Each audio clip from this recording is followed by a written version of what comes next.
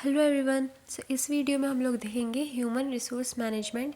ये बहुत ज़्यादा इंपॉर्टेंट टॉपिक है एग्ज़ाम पॉइंट ऑफ व्यू से, और ये बहुत बड़ा टॉपिक है। इसको हम थोड़ा थोड़ा करके आगे आने वाली वीडियोस में कवर कर लेंगे। तो ह्यूमन रिसोर्स मैनेजमेंट क्या होता है? The process of planning, organising, directing and controlling the procurement, development, compensation, integration, maintenance and separation of organizational human resources to the end that organizational, individual and societal needs are satisfied।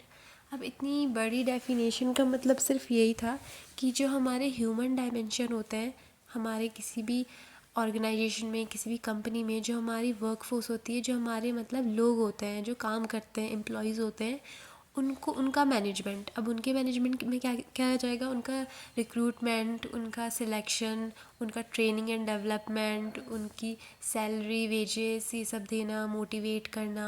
तो जो भी चीज़ें related to employees होती हैं ना, human, तो उसी वही रिसोर्स है हमारा ह्यूमन रिसोर्स। उसको मैनेज करने को ही हम ह्यूमन रिसोर्स मैनेजमेंट कहते हैं।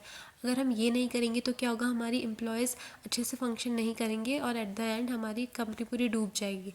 ठीक है, तो हम ऑब्जेक्टिव्स देख लेते हैं HRM के। अब इसमें बहुत चीज़ें आती हैं, जैसे कि हम प्लानिंग करते हैं उनके लिए, उनका प्रोक्यूरमेंट करते हैं, डेवलपमेंट करते हैं, कंपेंसेशन, मेंटेनेंस, बहुत सारी चीज़ें। तो बेसिकली 4 चीज़ें हम बोलेंगे, जैसे कि एक्विजिशन।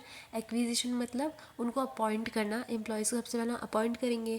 फिर डेवलपमेंट, उनका डेवलपमेंट करते रहना, ट्रेनिंग वगैरह करवा के मोटिवेट करते रहना, उनको मोटिवेशन देना, और मेंटेनेंस। तो 4 चीज़ें थी: एक्विजिशन, डेवलपमेंट, मोटिवेशन और maintenance.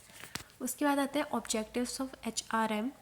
To provide, utilise and motivate employ to accomplish organisational goal. हमें एम्प्लॉयज़ को मोटिवेट करते रहना है। इससे क्या होगा? एम्प्लॉयज़ को पॉजिटिव रीइंफोर्समेंट मिलेगा और वो और अच्छे से काम करेंगे।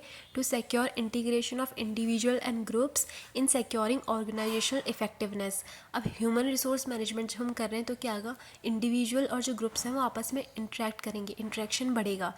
इसकी वजह से ऑर्गेनाइजेशनल इफेक्टिवनेस हमारी बढ़ जाएगी। To utilise human resources effectively, जो हमारे ह्यूमन रिसोर्सेज हैं, मतलब जो हमारे एम्प्लॉयज़ हैं, वर्कर्स हैं, उनका हम इफ़ेक्टिव यूज़ कर सकते हैं। ठीक है, उनको उनके स्किल्स बढ़ा के, उनको ट्रेनिंग प्रोग्राम में इन्वॉल्व करके। ठीक है, to increase to the fullest the employees job satisfaction and self actualisation. अब इससे क्या होगा? एम्प्लॉयज़ का खुद को भी अपना जॉब सेटिस्फेक्शन मिलेगा और उनको सेल्फ एक्चुअलाइजेशन होगा। उनको लगेगा कि हाँ, हम अच्छा काम कर रहे हैं। To create a sense and feeling of belongingness, team spirit and encourage suggestion from employees. अब इससे क्या होता है ह्यूमन रिसोर्स मैनेजमेंट करके, कि उनमें फीलिंग ऑफ बिलोंगिंगनेस जो होती है ना एम्प्लॉयज़ में, वो बढ़ जाती है। उनकी टीम वर्क वाली जो स्पिरिट होती है वो बढ़ जाती है। तो एट द एंड जो हमारा रिजल्ट आता है वो अच्छा आता है। मतलब ह्यूमन रिसोर्स मैनेजमेंट में कुल मिला के ये होता है कि हमें काम किस में करना है? हमारे ह्यूमन रिसोर्सेज पे।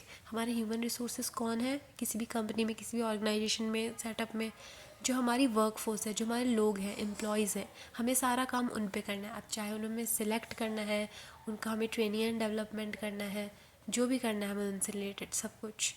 इससे क्या होगा कि उनको खुद को भी सेटिस्फेक्शन मिलेगा और लास्टली जो हमारा ऑर्गेनाइजेशनल गोल है वो भी जल्दी पूरा हो जाएगा अगर एक अच्छी वर्कफोर्स होगी तो। नेक्स्ट हम देखते हैं scope of human resource management, या फिर एक्टिविटीज़ इसके अंदर क्या क्या आती है। ये स्टार्ट करने से पहले मैं आपको एक चैनल बताना चाहती हूँ, द्विवेदी गाइडेंस। ये बहुत अच्छा चैनल है मैनेजमेंट के लिए। मैं आपको रिकमेंड कर रही हूँ, इससे मैनेजमेंट पढ़ना, आपके कॉन्सेप्ट्स बहुत क्लियर हो जाएंगे। तो हम देख लेते हैं इसके स्कोप। सबसे पहले आता है human resource planning. Human resource planning का मतलब ये होता है कि हमें आइडेंटिफाई करना है कितने नंबर ऑफ़ पीपल, कितने नंबर ऑफ़ एम्प्लॉयज़ हमें अभी रिक्वायर्ड हैं। अगर हमारे पास उतने हैं तब तो बढ़िया है, अगर नहीं है तो हम और हायर करते हैं। ठीक है, उनका रिक्रूटमेंट सिलेक्शन करते हैं। और अगर बहुत ज़्यादा हो रहे हैं, ओवर हो रहे हैं और काम नहीं कर रहे हैं जो, तो हम उनकी फायरिंग भी कर सकते हैं, उनको बाहर भी निकाल सकते हैं जॉब से। तो ये होती है ह्यूमन रिसोर्सेज प्लानिंग, मतलब देखना कितनी नीड है, उसके हिसाब से प्लान करना, उनको लेके आना। देन है जॉब एनालिसिस। अगर हम किसी रिक्रूटमेंट के लिए कोई भी जॉब वैकेंसी निकाल रहे हैं, ठीक है, तो उस जॉब का हमें डिस्क्रिप्शन भी तो वहाँ पे देना होगा कि वो जॉब कैसी है। उसके पहले हमें खुद जॉब को एनालाइज करना होगा कि इसमें हाँ क्या काम है, क्या कैसी स्किल्स रिक्वायर्ड है, कितने पैसे दिए जाएंगे, कितनी सैलरी दी जाएगी। तो ये होता है जॉब को एनालाइज करना, उसकी एनालिसिस करना, देन उसका डिस्क्रिप्शन एंड स्पेसिफिकेशन देना। जॉब डिस्क्रिप्शन एंड स्पेसिफिकेशन हम लोग आगे आने वाली वीडियोज़ में देखेंगे। नेक्स्ट स्टेप है प्रोक्यूरमेंट। इसको भी हम आगे आने वाली वीडियोस में डिटेल में देखेंगे। इसके अंदर अभी इतना याद रखो कि रिक्रूटमेंट एंड सिलेक्शन आता है। अब रिक्रूटमेंट का मतलब क्या होता है, वैकेंसीज़ निकालना लोगों के लिए, जिससे क्या हो, एक पूल ऑफ कैंडिडेट जमा हो जाए किसी भी जॉब के लिए। और सिलेक्शन मतलब उनमें से बेस्ट जो हमारे पास वर्कफोर्स है उसको सिलेक्ट करना, मतलब right person for the right job select करना। फिर है ओरिएंटेशन एंड इंडक्शन। अब जब वो पर्सन आ जाएगा उस जॉब में सिलेक्ट होने के बाद, तो उसका ओरिएंटेशन एंड इंडक्शन करवाएंगे। इन दोनों का मतलब यही है कि वहाँ पे आसपास में जो भी चीज़ें हैं हर चीज़ से उनको इंट्रोड्यूस करवाना, क्या पॉलिसीज़ हैं, क्या ड्रेस कोड रहेगा, कैसी तुम्हारी जो लीव पॉलिसीज़ हैं, ये सब चीज़ें ओरिएंट करवाना। फिर है ट्रेनिंग एंड डेवलपमेंट। अब ये जो स्टाफ है उसको रेगुलर ट्रेनिंग देते रहना। इससे क्या होगा, उनका डेवलपमेंट होगा, उनका स्किल इम्प्रूवमेंट होगा, उनकी नॉलेज बढ़ेगी। देन लास्टली वो अच्छा आउटपुट देंगे हमें। फिर है परफॉर्मेंस अप्रेजल। अब कुछ टाइम पीरियड तो उन्हें हो गया होगा काम करते करते, उनकी परफॉर्मेंस को इवेलुएट करना। उन्होंने अच्छा काम किया तो उनको इंसेंटिव्स देना, रिवॉर्ड्स देना, और भी जैसे हम ट्रैवल अलाउंस दे सकते हैं उनको। और नहीं कर रहे हैं अच्छा काम तो हम क्या कर सकते हैं, उनकी सैलरी डिडक्ट कर सकते हैं या फिर उनको जॉब से भी निकाल सकते हैं। फिर कंपेंसेशन एंड रिवॉर्ड्स, तो वही चीज़ है, यही जो मैंने अभी बोला, कंपेंसेशन करना अगर अच्छा काम नहीं कर रहे, या फिर रिवॉर्ड्स देना अगर वो उनकी परफॉर्मेंस अप्रेजल में उनका परफॉर्मेंस अच्छा है। देन है इंडस्ट्रियल रिलेशन। इंडस्ट्रियल रिलेशन को हम लेबर रिलेशन भी कहते हैं। इसमें जो एम्प्लॉय एंड एम्प्लॉयर है उसके बीच का एक रिलेशन है, मतलब वो कम्युनिकेट करते हैं, आपस में कोऑर्डिनेट करते हैं, ठीक है, अपने यूनियन मेंबर के साथ। इससे क्या होता है, कोई स्ट्राइक्स या फिर लॉकआउट्स वगैरह ये सब प्रिवेंट हो जाते हैं।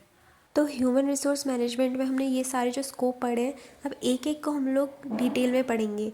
तो सबसे पहले आता है हमारा human resource planning. Human resource planning is the act of deciding on the required number of workers to meet the requirement in order to carry out the incorporated plans of the institution.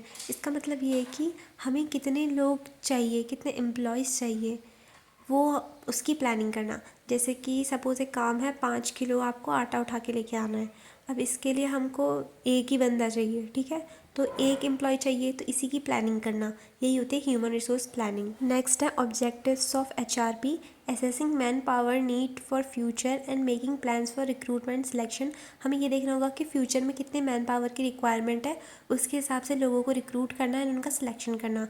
Assessing skill requirement in future for the organisation, हमें ये देखना है कि कौन सी skills required होगी लोगों से in future हमारी ऑर्गेनाइजेशन में। देन है determining training and development needs of the organisation, ये डिटरमाइन करना कि क्या ट्रेनिंग नीड्स है और क्या डेवलपमेंटल नीड्स है हमारी ऑर्गेनाइजेशन की। एंटिसिपेट करना सरप्लस और shortage of staff and avoiding unnecessary detention और डिसमिसल्स, मतलब अगर लोग ज़्यादा ही हो रहे हैं और एक्स्ट्रा हैं जो कुछ काम भी नहीं कर रहे, तो उनकी हम शॉर्टेज कर सकते हैं, उनको हम फायर आउट कर सकते हैं। और अगर लोग कम हो रहे हैं तो वही हमें फिर से रिक्रूटमेंट सिलेक्शन करना है। कंट्रोल करना है वेजेस एंड सैलरी की कॉस्ट, जो हमारे ह्यूमन मतलब एम्प्लॉय हैं ह्यूमन रिसोर्सेज उनकी। Ensuring optimum use of human resources in the organisation, हमें ये देखना है ह्यूमन रिसोर्सेज का ऑप्टिमम यूज़ हो पा रहा है नहीं हो रहा है। Helping the organisation to cope with the technological development and modernisation, जो भी मॉडर्नाइजेशन हो रहा है ऑर्गेनाइजेशन के अंदर, टेक्नोलॉजीज़ आ रही है न्यू न्यू, तो हमें ये देखना है कि हमारे एम्प्लॉयज़ उससे अच्छे से कोप कर पा रहे हैं नहीं। अगर उनकी स्किल डेवलपमेंट नहीं होगा तो कैसे करेंगे, इसलिए हमें उनको ट्रेनिंग एंड डेवलपमेंट करवाना है। Ensuring career planning of every employee of the organisation, making succession programmes, हमें उनको सक्सेशन प्रोग्राम्स में इन्वॉल्व करना है ताकि उनका जो करियर है वो और ज़्यादा बढ़ते जाए। फिर इंश्योरिंग हायर लेबर प्रोडक्टिविटी, अब हमें ये इंश्योर करना है कि जो हमारी लेबर है, जो हमारी वर्क फोर्स है, उनकी प्रोडक्टिविटी ज़्यादा से ज़्यादा हो। नेक्स्ट है ह्यूमन रिसोर्स प्लानिंग की प्रोसेस। अब ये इस ह्यूमन रिसोर्स प्लानिंग का लास्ट टॉपिक है और सबसे ज़्यादा इंपॉर्टेंट है। सबसे पहला आता है एनालाइज ऑर्गेनाइजेशनल प्लान्स, हमें ये देखना होगा कि हमारे ऑर्गेनाइजेशन के फ्यूचर में आने वाले प्लान्स क्या है। इसी के अकॉर्डिंग तो हम ये देखेंगे कितने लोग रिक्वायर्ड है, ठीक है। फिर है forecast demand for human resources, अब हम ये सोचेंगे फ्यूचर को लेके कि अगर हमारे ऑर्गेनाइजेशन ये स्टेप लेती है, ये प्लान बनाती है, तो हमें लोग कितने चाहिए होंगे। जैसे अगर हमारा प्लान है इस कंपनी को खड़ा करना, तो फिर उसके लिए हमें सपोज़ 500 एम्प्लॉयज़ चाहिए, ठीक है, क्योंकि ह्यूमन लेबर भी तो चाहिए, तो हम 500 एम्प्लॉयज़ रिक्रूट करने होंगे। फिर है फोरकास्ट ह्यूमन रिसोर्स सप्लाई, अब हमें वही फिर से यही चीज़ है कि फोरकास्ट करना है human resource supply, human resource जो है वो आएंगे कहाँ से, हमें ये सोचना है। बहुत सारे सोर्सेज होते हैं इसके भी, ह्यूमन रिसोर्स के आने के। फिर है एस्टिमेटिंग मैन पावर गैप्स, अगर हमारे ऑर्गेनाइजेशनल मैन पावर गैप्स है, मतलब हमें 5 लोग चाहिए थे लेकिन 3 ही लोग हैं, तो गैप 2 का आ गया, तो हमें वो 2 भी रिक्रूट कर लेना है, ठीक है, उन गैप्स को फिल कर देना है। देन एक्शन प्लान में हमने जो अभी तक जो प्लानिंग करी थी, जो हमने फोरकास्टिंग करके देखा था, एनालाइज करके देखा था कितने लोग हमें चाहिए, वो सब अब हमारा प्लान हो चुका है। इसमें हमें पता है कितना गैप है हमारा, कितने लोग वहाँ पे फिल करने हैं। तो यही एक्शन प्लान है कि अब हमें ये पता चल चुका है कि कितने लोगों की रिक्वायरमेंट है। देन लास्ट है monitoring and control are required throughout the process. अब ये सब करने में जब तक हम लोगों को रिक्रूट वगैरह नहीं कर लेते, सिलेक्ट वगैरह नहीं कर लेते, तब तक हम पूरी प्रोसेस को मॉनिटर करते रहेंगे, कंट्रोल करते रहेंगे। So that's all for today, hope you like my video. Okay, bye.